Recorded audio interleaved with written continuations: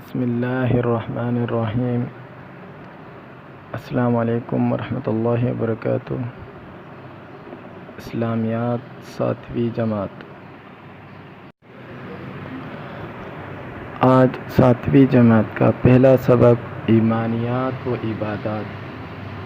ایمانیات عقیدہ رسالت اور اس کے تقاضے۔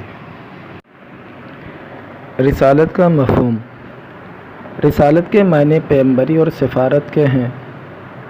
رسول سے مراد اللہ تعالیٰ کا پیغمبر، پیغام پہنچانے والا اور سفیر۔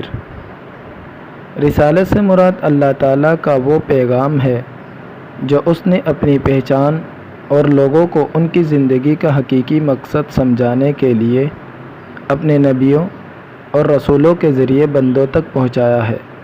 اللہ تعالیٰ فرماتا ہے وَلَقَدْ بَعَثْنَا فِي كُلِّ أُمَّةٍ رَسُولًا۔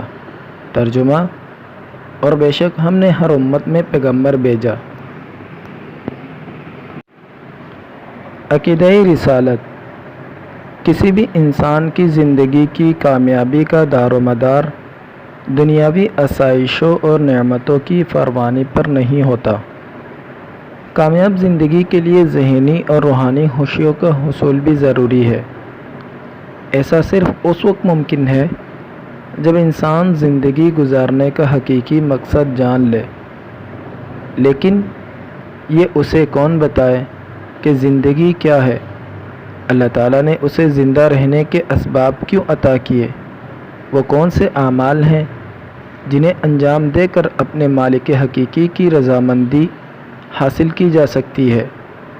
کیونکہ یہ ضروری نہیں کہ ہم اپنی عقل کے مطابق جن کاموں کو درست سمجھتے ہوں وہ اللہ تعالیٰ کے نزدیک بھی ٹھیک ہوں۔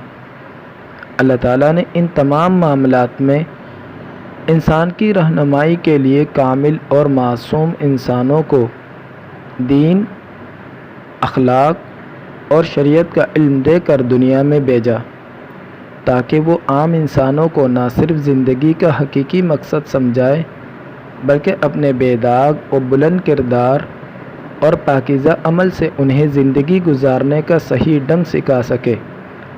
یہی کامل اور معصوم انسان نبی، رسول یا پیغمبر کہلاتے ہیں۔ انہوں نے ہر دور میں معاشرے کی اصلاح کی۔ ان کا سلسلہ حضرت آدم علیہ السلام سے شروع ہو کر نبی اکرم حضرت محمد مصطفیٰ صلی اللہ علیہ وسلم پر ختم ہوتا ہے۔ تمام رسولوں اور نبیوں پر ایمان لانا اور ان پر نازل کردہ کتب اور صحیفوں کی تصدیق کرنا ہر مسلمان کے لیے ضروری ہے۔ اس کے بغیر ایمان مکمل نہیں ہوتا۔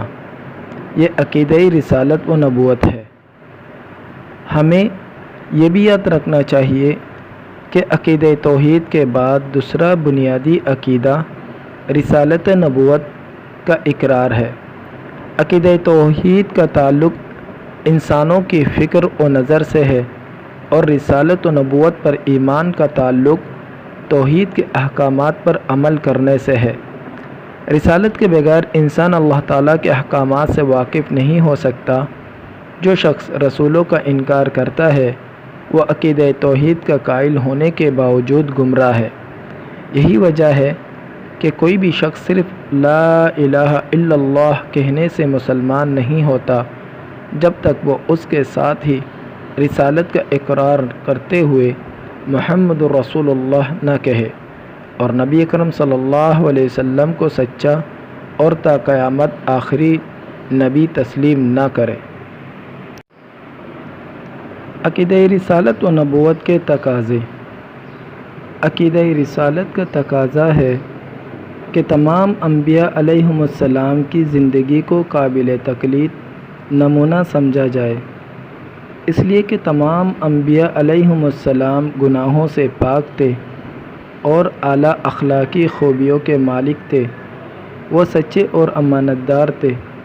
ان کی بات وہی ہوتی تھی جو اللہ تعالیٰ کی طرف سے انہیں بتائی جاتی تھی۔ وہ خواہش نفس کی پیروی نہیں کرتے تھے۔ سب نے توحید کی تعلیم دی۔ تمام رسول اور نبی اس لیے بھیجے گئے کہ اللہ تعالیٰ کے حکم سے ان کی اطاعت کی جائے جیسا کہ اللہ تعالیٰ ارشاد فرماتا ہے وما ارسلنا من رسول الا لیطاع باذن اللہ۔ ترجمہ، اور ہم نے جو بھی پیغمبر بھیجا اس لیے بھیجا کہ اللہ کے فرمان کے مطابق اس کا حکم مانا جائے۔ پیغمبر اللہ تعالیٰ کے احکامات، پیغمبر اللہ تعالیٰ کے پیغامات لوگوں تک اللہ تعالیٰ ہی کے حکم سے پہنچاتے رہے۔ وہ اللہ تعالیٰ کے قوانین کی تشریح کرنے والے اور لوگوں کو سکھانے والے تھے۔ پس جن قوموں نے اپنے رسولوں اور نبیوں کی ہدایت ماننے سے انکار کیا، ان کی تعلیمات پر عمل نہ کیا، وہ عذاب الہی کا شکار ہو گئے۔ حضرت آدم علیہ السلام سے شروع ہونے والا نبیوں اور رسولوں کی بعثت کا سلسلہ حضور صلی اللہ علیہ وسلم پر آ کر ختم ہوا، اور آپ صلی اللہ علیہ وسلم کے بعد قیامت تک کوئی نبی یا رسول دنیا میں نہیں آئے گا۔ اس لیے حضور صلی اللہ علیہ وسلم کے آنے سے رسالت کی تکمیل ہو گئی۔ آپ صلی اللہ علیہ وسلم کی رسالت و نبوت سے بقیہ انبیاء علیہم السلام کی شریعتیں منسوخ قرار پائیں، اس لیے کہ وہ شریعتیں اپنے اقوام کے ہاتھوں رد و بدل کی وجہ سے اللہ تعالیٰ کی نظر میں قابل قبول نہیں رہی تھی، جبکہ رسول اللہ صلی اللہ علیہ وسلم پر نازل کردہ کتاب قرآن مجید ہر طرح سے محفوظ ہے اور قیامت تک تحریف سے پاک رہے گی۔ آپ صلی اللہ علیہ وسلم کی لائی ہوئی ہدایات ہر طرح سے جامع اور مکمل ہیں، اور ان میں زندگی کے ہر شعبے سے متعلق واضح ہدایت ہیں۔ تمام انبیاء نے جن احکامات کی تبلیغ کی، ان کی تکمیل نبی اکرم صلی اللہ علیہ وسلم نے فرمائی۔ چنانچہ عقیدہ رسالت و نبوت کا یہ بھی تقاضا ہے کہ تمام انبیاء علیہ السلام کے مبعوث ہونے پر تو ایمان لایا جائے، لیکن عمل کے لیے صرف رسالت محمدی صلی اللہ علیہ وسلم کو ضابطۂ حیات بنایا جائے، کیونکہ پچھلی اقوام نے اپنے انبیاء علیہم السلام کی تعلیمات کو بدل کر رکھ دیا تھا۔ بس ہمیں چاہیے کہ ہم اپنے ارادوں اور خواہشات کو نبی آخر الزماں حضرت محمد صلی اللہ علیہ وسلم کی تعلیمات کے تابع کر دیں، ان کی اطاعت کے ذریعے اللہ تعالیٰ کی اطاعت کا منشا پورا کریں، رسول اللہ صلی اللہ علیہ وسلم کو تمام لوگوں سے زیادہ محبوب جانیں، اپنے سیاسی، اقتصادی، سماجی اور معاشرتی مسائل کا حل آپ صلی اللہ علیہ وسلم کے لائے ہوئے ضابطۂ حیات میں تلاش کریں، تاکہ دنیا و آخرت میں کامیابیاں حاصل کر سکیں۔ رسالت کے پیغام کو دنیا کے کونے کونے میں پہنچائیں، اس لیے کہ نبی اکرم صلی اللہ علیہ وسلم کے بعد رسالت و نبوت کا سلسلہ ختم ہو چکا۔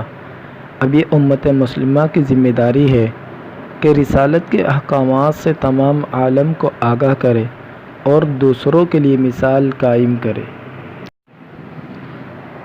آج کے اس سبق میں چند ضروری باتیں ہیں۔ سب سے پہلے رسالت کے معنی میں یہاں بات کو واضح کر دیا گیا ہے کہ اللہ تعالیٰ کا پیغمبر پیغام پہنچانے والے کو سفیر کہتے ہیں۔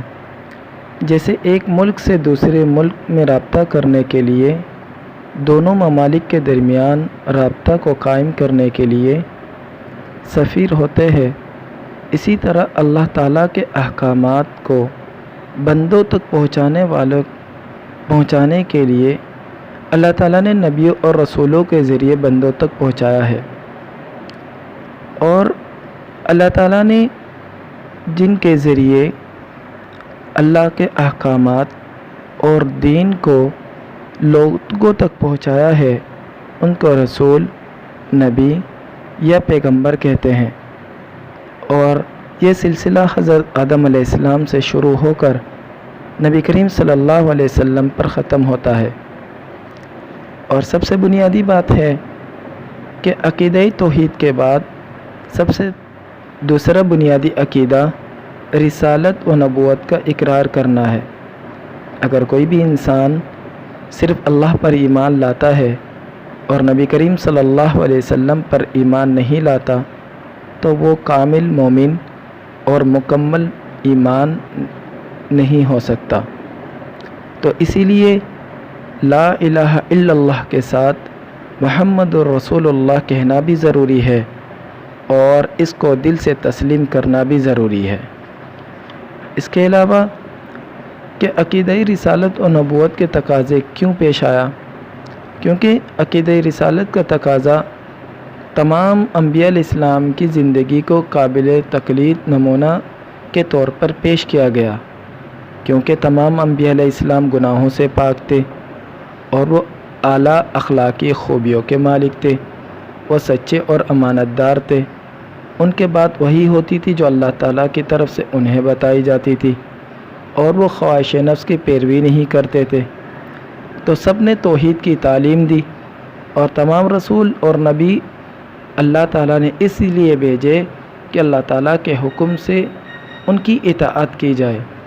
اللہ تعالیٰ نے خود ارشاد فرمایا وَمَا أَرْسَلْنَا مِن رَّسُولٍ إِلَّا لِيُطَاعَ بِإِذْنِ اللَّهِ، اور ہم نے جو بھی پیغمبر بھیجا اس لیے بھیجا کہ اللہ کے فرمان کے مطابق اس کا حکم مانا جائے، یعنی اللہ تعالیٰ نے جو پیغمبر اور رسول بھیجے تو اللہ کے فرمان کے مطابق ان پیغمبر کے احکامات اور ان کے دین پر اور ان کے حکم پر چلنا ضروری ہے۔ پیغمبر اللہ تعالیٰ کے پیغامات کو لوگوں تک اللہ تعالیٰ ہی کے حکم سے پہنچاتے ہیں، اور اللہ تعالیٰ کے قوانین کی تشریح کرنے والے اور لوگوں کو سکھانے والے تھے۔ بس کچھ لوگ، کچھ قوم اس لیے تباہ ہو گئے کیونکہ انہوں نے رسولوں اور نبیوں اور پیغمبروں کو جھٹلایا اور وہ عذاب الہی کا شکار ہو گئے۔ حضرت آدم علیہ السلام سے شروع ہونے والا نبیوں اور رسولوں کی بعثت کا سلسلہ حضور صلی اللہ علیہ وسلم پر آ کر ختم ہوا، اور قیامت تک کوئی نبی یا رسول دنیا میں نہیں آئے گا، یہ ہمارا ایمان ہے۔ رسالت و نبوت سے بقیہ انبیاء علیہ السلام کی شریعتیں منسوخ اس لیے ہوئے کیونکہ پچھلے قوم کے ہاتھوں انہوں نے اپنے پیغمبر کے جو دین کی شریعتیں اپنے ہاتھوں سے رد و بدل کر کے اس میں، اور رد و بدل کی وجہ سے اللہ تعالیٰ کی نظر میں قابل قبول نہیں، جبکہ رسول اللہ صلی اللہ علیہ وسلم پر نازل کردہ کتاب قرآن مجید ہر طرح سے محفوظ ہے اور قیامت تک تحریف سے پاک رہے گی۔ تو آپ صلی اللہ علیہ وسلم کی لائی ہوئی ہدایت ہر طرح سے جامع اور مکمل ہے، اور ان میں زندگی کے ہر شعبے سے متعلق واضح ہدایت ہے۔ تمام انبیاء نے جن احکامات کی تبلیغ کی ان کی تکمیل نبی کریم صلی اللہ علیہ وسلم نے فرمائی۔ چنانچہ عقیدہ رسالت و نبوت کا یہ بھی تقاضا ہے کہ تمام انبیاء اسلام کے مبعوث ہونے پر تو ایمان لایا جائے، لیکن عمل کے لیے صرف رسالت محمدی صلی اللہ علیہ وسلم کو ضابطۂ حیات بنایا جائے، کیونکہ پچھلے اقوام نے اپنے انبیاء علیہ السلام کی تعلیمات کو بدل کے رکھ دیا تھا اور اس میں تبدیل کر چکا تھا۔ بس ہمیں بھی چاہیے کہ ہم اپنے ارادوں اور خواہشات کو نبی آخر الزماں حضرت محمد صلی اللہ علیہ وسلم کی تعلیمات کے تابع کر دیں، ان کے اطاعت کے ذریعے اللہ تعالیٰ کے اطاعت کا منشا پورا کریں، رسول اللہ صلی اللہ علیہ وسلم کو تمام لوگوں سے زیادہ محبوب جانیں۔ آج کا یہ سبق مکمل ہوا۔ السلام علیکم ورحمۃ اللہ وبرکاتہ۔